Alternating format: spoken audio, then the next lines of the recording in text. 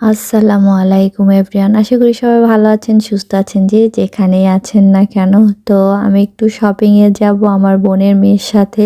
তো তাই একটু হালকা পাতলা সেজেগুজে নিচ্ছি। কিন্তু আমার অনেক দিনের ইচ্ছা যে যেকোনো একটা দিন আমি অনেক সেজেগুজে একটু মেকআপ করে শপিংয়ে যাব। কারণ যখন একটু শপিংয়ে যাই তখন যখন দেখি যে সবাই অনেক বেশি সেজেগুজে আসছে তখন নিজেকে কেমন যেন একটু ডাল, ডাল মনে হয়। কিন্তু কি করব, আজকেও পেরে উঠতে পারতেছি না, কারণ ওরকম এনার্জি বা ইচ্ছা শক্তি নাই। তাই একটু কাজল দিয়ে একটু লিপস্টিক দিয়ে চলে আসলাম, টুকিটাকি শপিং করতেছি, ঘোরাঘুরি করতেছি।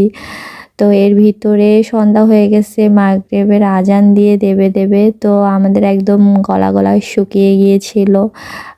অনেক খারাপ লাগতেছিল, অস্থির লাগতেছিল, কারণও ছিল একটা, তা নাই বা বললাম। তো তারপরে আমরা একটু টুকিটাকি রাস্তায় ঘাটে দেখতে ভাবলাম যে চলো একটু ঘরোয়া রেস্টুরেন্টের ওই দিকে যাই। কারণ বরিশালে সেই আদি আমল থেকে মানে শপিং করতে আসলে একটু ঘরোয়া ছাড়া আর কোনো উপায় নেই।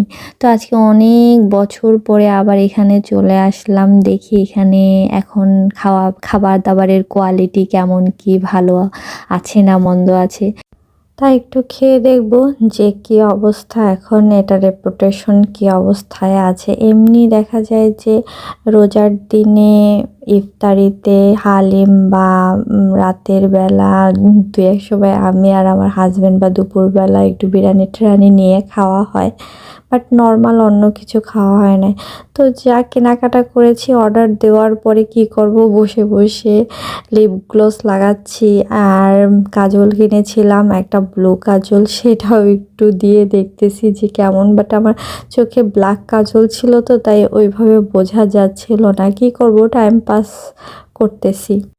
দেওয়ার পরে আমি বুঝতেছিলাম না, তাই আমার ভাগ্নিকে বারবার জিজ্ঞেস করতেছি যে দেখো তো বোঝা যাচ্ছে কি না কাজলটা। তো ও বলল যে ব্ল্যাক কাজলের সাথে না মিক্স হয়ে গেছে।